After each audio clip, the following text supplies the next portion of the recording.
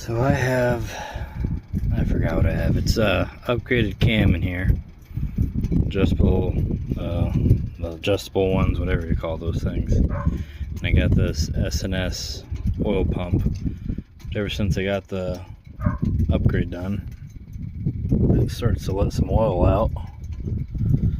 It's a little over 2,000 miles of riding hard on the highway and stuff, interstates. So what causes that, I guess, is my question.